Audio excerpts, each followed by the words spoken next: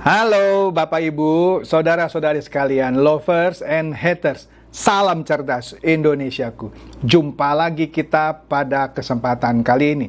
Bagi Anda yang belum subscribe channel saya, silakan subscribe channel saya. Tekan loncengnya agar Anda dapat notifikasi setiap kali saya mengupload video-video saya. Oke, pada kesempatan kali ini saya akan membahas satu fenomena yang didukung oleh suatu kejadian nyata gitu ya, di mana 1 US dollar akhirnya sama dengan 1 euro. Selama ini euro itu harganya lebih tinggi dari US dollar. Dari awal-awalnya untuk membeli 1 euro dibutuhkan 1,61 lah kira-kira dolar. Jadi dolar harganya lebih rendah, euro lebih tinggi. Ya, sekali lagi pada awal-awalnya untuk membeli 1 euro kita perlu 1,61 lah, sekitar itu US dollar. Kalau kita pakai analoginya antara US dollar dengan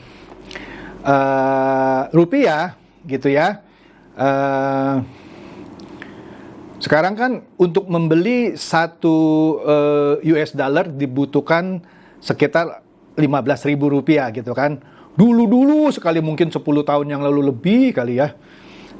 Lebih 20 tahun lebih yang lalu masih sekitar 2.000 3.000. Untuk membeli 1 dolar cukup dengan 3.000 rupiah. Tapi sekarang untuk membeli 1 dolar dibutuhkan 15.000 rupiah.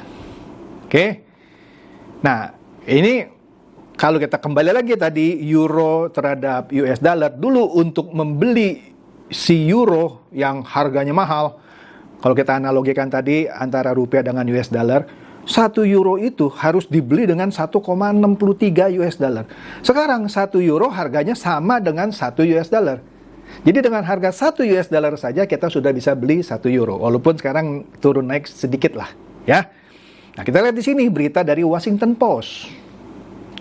2 hari yang lalu ini dikatakan di sini, inilah pertama kali US dollar dan euro sama harganya setelah 2 dekade, ya. Nah, nanti kita akan lihat di sini sudah disebutkan bahwa dengan harga euro dan US dollar, ya, maka para importir Amerika Serikat diuntungkan. Nanti kita akan lihat kenapa. Tetapi buat eksportir dari Amerika Serikat dirugikan. Samalah ketika harga rupiah terhadap dolar juga naik atau turun, kurang lebih dampaknya sama.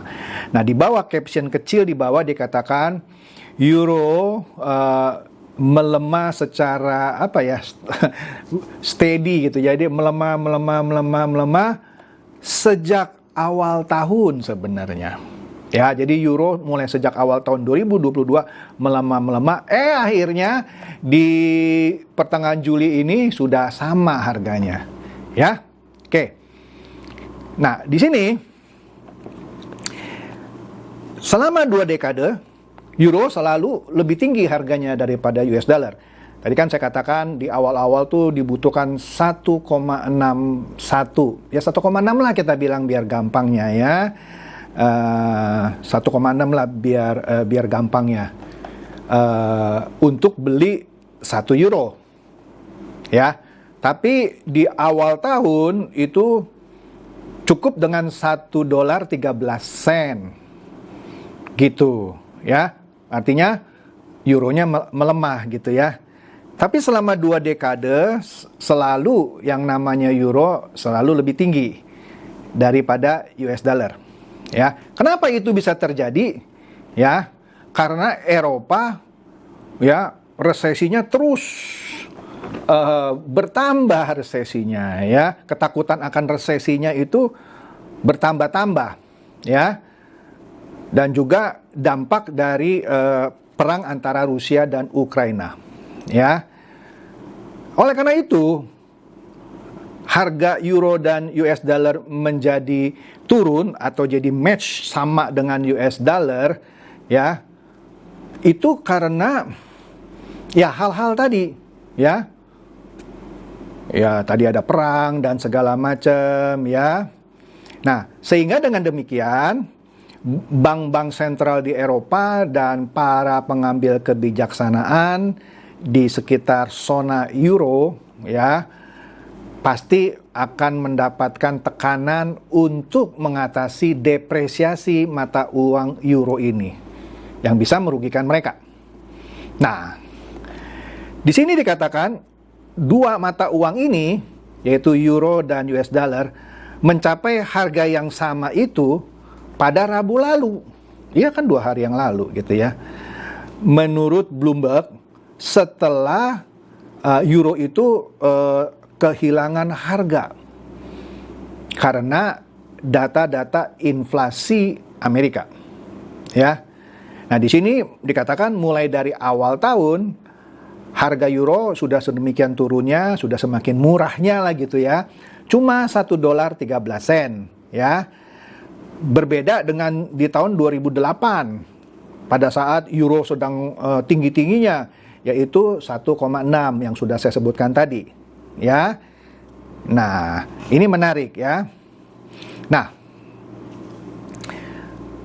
para analis katanya menyatakan bahwa menurunnya harga euro itu merefleksikan satu tindakan menghindari resiko yang terus berkembang dari para investor. Jadi para investor di Amerika dan di beberapa belahan dunia pada umumnya itu terus-menerus menunjukkan tindakan yang mengalihkan atau meminimalisir resiko gitu.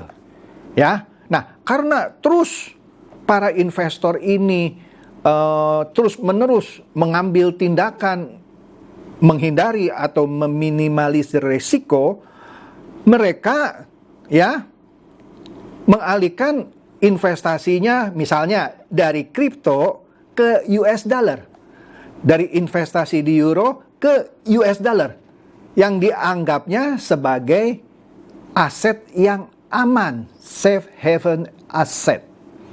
Iya, coba Anda lihat, kripto jatuh semuanya, orang jual untuk mendapatkan US dollar, dipakai untuk berinvestasi dalam US dollar. Ya, begitu juga orang-orang yang investasi di Eropa, dia jual, investasi juga bitcoinnya, kripto dan lain-lainnya, bahkan mungkin investasi di saham yang di euro itu dia investasikan ke dalam bentuk US dollar. Ya, karena di sini dikatakan dolar itu dianggap sebagai aset yang lebih aman ketimbang currency atau mata uang lainnya. Ya, nah juga disebabkan oleh perang di Ukraina dan ketakutan resesi di sejumlah negara. Itu yang menyebabkan harga euro jatuh. Nah, menariknya. Nah, tadi kan dikatakan bahwa dengan kejatuhan euro tadi ya, itu bagus untuk para importir. Nah, ini saya mesti terangin pelan-pelan ya. Saya pakai US dollar terhadap rupiah dah, baru nanti saya kembali lagi US dollar terhadap euro ya. Ketika US dollar sekarang ini kira-kira di 15.000. Ya walaupun bisa turun ke 14.900 sekian, kita bilang biar gampangnya 15.000 dah. 1 US dollar 15.000 rupiah. Kita asumsi ya, beberapa bulan kemudian rupiah menguat. Kalau rupiah menguat artinya 1 US dollar cukup dibeli dengan 10.000. Kalau sekarang 1 US dollar harus kita beli dengan 15.000 rupiah. Kalau rupiah menguat, ini contoh saja, 1 US dollar cukup dibeli dengan 10.000 rupiah. Oke? Apa dampaknya kalau ya dolar, 1 dolar itu 15.000 ya. Kita kalau kita biar gampang gini dulu deh. Kalau rupiah menguat. Rupiah menguat misalnya jadi 10.000. Jadi 10.000 Dengan 10.000 bisa beli 1 US dollar, artinya rupiah menguatkan ya. Nah, kalau kita beli barang yang 1 dolar dari Amerika, ya, barang asing lah ya, 1 dolar. Kalau dulu ketika rupiah lemah di 15.000, kita kan harus bayar 15.000 dong. Tapi ketika menguat jadi 10.000, beli barang yang 1 dolar cukup dibayar dengan 10.000 kan? Ya, cukup dibayar dengan 10.000. Artinya barang-barang yang dari Amerika jadi murah dong. Iya kan? Kalau ketika 1 dolar 15.000, kita beli barang mainan deh. Yang 1 dolar kita harus bayar 15.000 kan. Ketika rupiah menguat jadi 10.000, kita beli mainan yang sama, cukup bayar dengan 10.000 rupiah. Artinya importir diuntungkan. Beli barang sama tapi harga murah. Iya kan? Betul kan? Nah, tetapi bagi turis-turis asing, terutama dari Amerika yang pegang US dollar, ketika rupiah menguat jadi 10.000 ya. Dulu ketika turis asing datang ke Indonesia beli barang 15.000, cukup bayar 1 dolar kan? Ketika dolarnya lagi kuat, rupiah lagi rendah, beli barang 15.000 cukup dibayar dengan 1 dolar kan?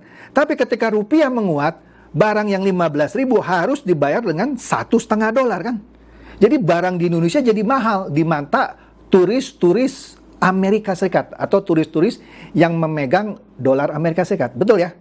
Jadi Indonesia kalau rupiahnya menguat tidak baik untuk turis. Jadi turis menganggap kalau berlibur ke Indonesia jadi liburan yang mahal karena rupiahnya menguat. Dulu beli barang 15.000 cukup bayar 1 dolar. Sekarang kalau rupiah menguat ke 10.000, barang yang 15.000 harus dibayar dengan 1,5 dolar. Betul kan? Nah, kembali lagi, kalau kita misalnya ekspor. Kalau kita dulu ekspor ya, barang yang 15.000 ya, cukup dibayar sama orang di sana. Kita ekspor kan, kita jual barang 15.000. Ketika harga dolar 15.000 rupiah, kita jual barang 15.000, kita ekspor, dibayar dengan 1 dolar. Tapi sekarang kalau misalnya rupiah menguat ke 10.000, kita jual barang 15.000, orang sana yang beli barang kita harus bayar 1,5 dolar, sama kayak turis tadi. Artinya barang yang kita mau jual ekspor, harganya dianggap jadi mahal karena rupiah menguat. Jadi eksportir jadi dirugikan. Kalau dulu rupiah melemah, eksportir untung karena dianggap barangnya murah. Nangkep ya? Nah, kembali lagi ke euro tadi, sama. Jadi ketika euro itu sekarang melemah, ya, para importir Amerika Serikat diuntungkan. Tapi eksportirnya dirugikan. Begitu juga ketika dolar sekarang sama kan dengan euro, dulu kan lemah. Ketika 1 euro hanya bisa dibeli dengan 1,6. Sekarang 1 euro 1 dolar. Artinya kalau orang jalan-jalan dari Eropa nih, dari Inggris dah ke Amerika. Dulu dengan 1 euronya dia bisa belanja barang yang 1,6 dolar. Bawa 1 euro, ini kita ngomong sederhana. Bawa 1 euro dia bisa belanja barang yang harganya 1,6 US dollar kan. Tapi kalau sekarang dia bawa 1 euro, dia hanya bisa belanja barang 1 dolar. Untuk dia belanja barang tadi kan saya bilang kalau dengan 1 euro ketika dolar lemah dia bisa belanja barang yang 1,6 dolar. Sekarang untuk belanja barang yang 1,6 dolar dia harus keluarkan 1,6 euro juga karena harga sudah sama. Artinya turis-turis melihat jalan-jalan ke Amerika tidak lagi menjadi suatu jalan-jalan yang murah, menjadi jalan-jalan yang mahal. Jadi turisme di Amerika tidak menarik lagi buat orang Eropa. Tetapi Eropa menjadi tempat yang menarik buat turis-turis dari Amerika ke Eropa. Karena harga euro jadi murah. Nah, dampaknya apa? Dampaknya begini. Kenapa ini menjadi penting? Ini akan menyebabkan uang dolar itu makin banyak yang masuk. Ya. Sehingga resiko orang melepas yang tadi, Bitcoin dan segala macam, terus akan terjadi, oke? Dia akan terus terjadi sehingga dikhawatirkan ya resesi akan semakin cepat terjadi dan kejatuhan Bitcoin akan terus karena kemarin itu sudah jatuh di angka sekitar 19 ribuan. Ya. Di kemudian nanti saya akan bahas dampak kasus Mt. Gox yang akan bisa membuat Bitcoin jatuh lagi, meluncur bisa ke 10.000. Tapi bukan kali ini. Saya bahas pada kesempatan berikutnya. Oke, jadi itu saja dampak kejatuhan euro dalam hal ini yang bisa juga menimbulkan orang lari ke US dollar karena US dollar menjadi safe haven atau tempat pelarian aset yang aman lah, sebut saja demikian. Sehingga tren penjualan kripto, Bitcoin, dan lain-lain terus akan semakin terjadi. Nanti akan diperparah dengan kasus Mt. Gox, tapi tidak sekarang. Jadi demikian saja bahasan saya yang sederhana mengenai kejatuhan euro sehingga harganya sekarang sama dengan US dollar dan dampaknya pada perekonomian dunia. Demikian, semoga ini mencerdaskan dan mencerahkan Anda semua. Silakan share kepada teman-teman, sahabat, atau kerabat supaya mereka tambah cerdas dan tercerahkan. Seperti biasa, terima kasih.